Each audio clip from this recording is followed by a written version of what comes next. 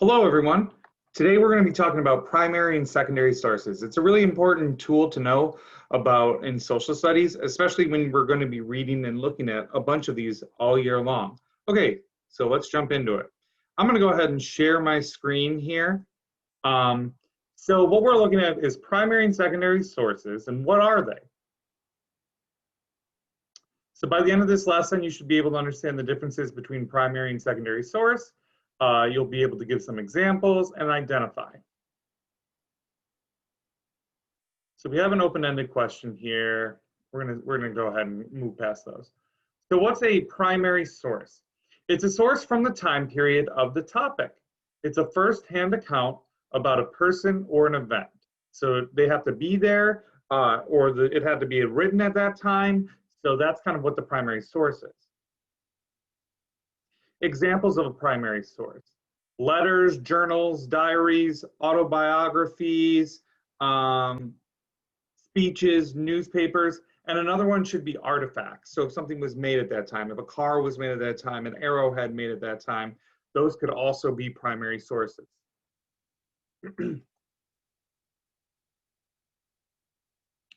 So what's a secondary source? They are sources in which the author presents his or her interpretation of a topic, usually after the topic's time period. They are based on primary sources. So this could be a biography, an encyclopedia, or a textbook. This is a book about Thomas Jefferson. He did not write it. Albert J. Nock wrote it. An encyclopedia here, written by people that were not at that time or writing about an event. Same with the textbooks. Okay, we're gonna pass this video here. I have another video for you guys. So let's compare primary versus secondary. Letters, journals, diaries, autobiographies, speeches, newspapers, all primary. Secondary are biographies, encyclopedias, textbooks, all secondary. So the question here is, which one do we think is better? Well, that's a tough question. And it's a bit of a complicated answer. So let's go through this. It just depends, really, is the best answer. If you're looking for something that you wanted to see what the people were thinking at the time, or maybe what an individual was going through, or something that might have a little biased on one side, you're going to take primary. We're going to, think about this. Primary sources are inherently biased when looking at letters, diaries, those kind of things. We can look at the diary of Anne Frank. She was a Jewish girl that was hiding because the Nazis had taken over her town. She wrote and documented in her diary. It's actually one of the most famous primary sources out there, and you'll probably look at it at some point in middle school. Now, that is very biased. She's saying, this is our life. The Nazis are bad. Now, what if we have a diary from a Nazi soldier from that time? He could say, this is my life, and I'm looking for these people that are hiding. So it is biased there.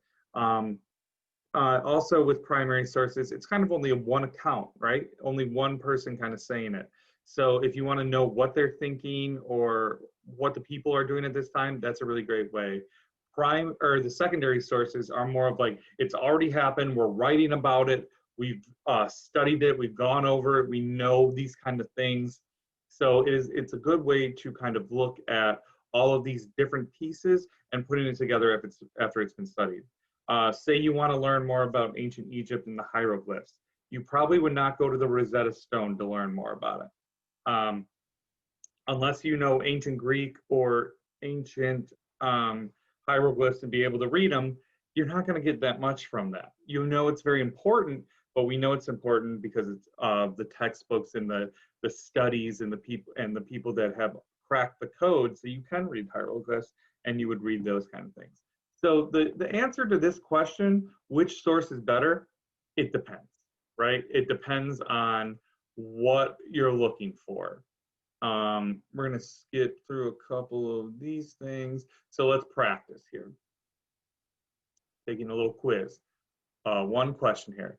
So is a speech a primary or secondary source? Let's go and say it's primary.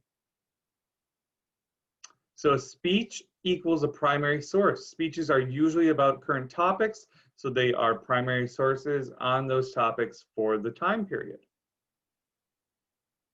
Next question.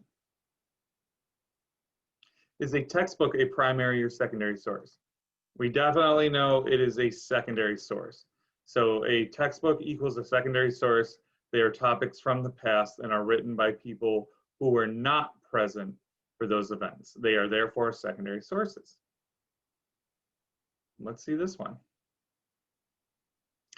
Diary, primary, secondary. Well, we just talked about Anne Frank, so it's probably going to be a primary source. So diaries discuss current events by people who were there. They were therefore primary sources on those events. Okay, let's close out of this one and let's watch this video together real quick. It's another great way to kind of look at and dissect primary and secondary sources.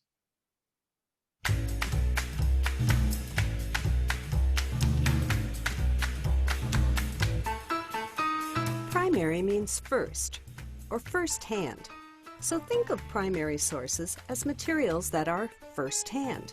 They're connected to an historical event because they were created during the time of the event, or because they involve someone who participated firsthand.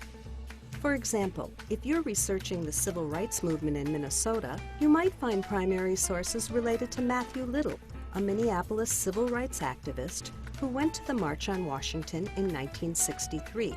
Little listened to Dr. Martin Luther King Jr. deliver his famous "I Have a Dream" speech. Little wrote notes and letters about that day, and someone took photos of Little at the march. Notes, letters, photos, these are all primary sources because they document Little's first-hand experiences with the civil rights movement. In your research, you might also find this oral history interview with civil rights activist Nellie Stone Johnson, which is also a primary source. These organizations all got together and formed a coalition. Even though the interview was recorded after the civil rights movement, it's still a primary source because Johnson was involved firsthand in the movement. Other examples of primary sources include newspaper articles, autobiographies, maps, government records, art, and films. As long as the item is from the time you're researching or documents someone's first-hand experience, it's a primary source. Something else to remember, it doesn't matter if you're looking at the original primary source or a copy of the primary source. They are both primary sources. Secondary, of course, means after first. So secondary sources are materials created after a historical event. Let's say you're still researching the civil rights movement, and you're looking for information about Lena Olive Smith, Minnesota's first female African-American lawyer. This article about Smith was written by a law professor in 2001, well after the civil rights movement, so it's a secondary source. Here's a web page about Smith. It was created in 2014, so it's also a secondary source. Secondary sources include books, biographies, articles, dissertations, websites, and documentary films, as long as they were written about a person or historical event at a later time. Many secondary sources get their information from primary sources. Just look at the footnotes or bibliography at the end of the secondary source to see what primary sources were used. Let's test your knowledge.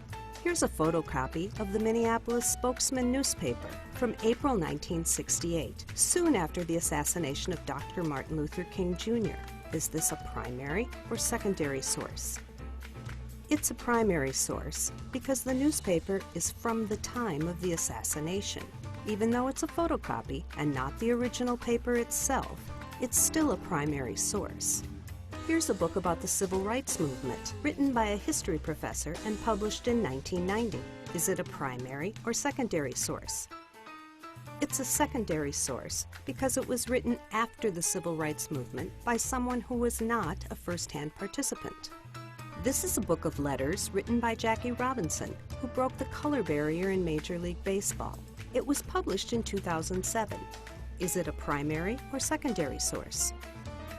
It's a primary source. Even though it was published in 2007, It contains copies of letters written by Robinson, a first-hand participant in the civil rights movement. Now that you know what primary and secondary sources are, have fun researching. And remember, if you need help, ask a librarian. You can call, email,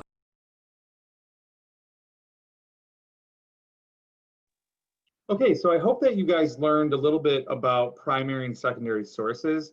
They are super important. They are great to know about because we need to know, what was it written back then? Was it written by somebody that viewed it, experienced it, did these kind of things, or was it written later in a textbooks or something like that? So I hope you have a great day, and that I hope you learned something new about something old. All right, bye everybody.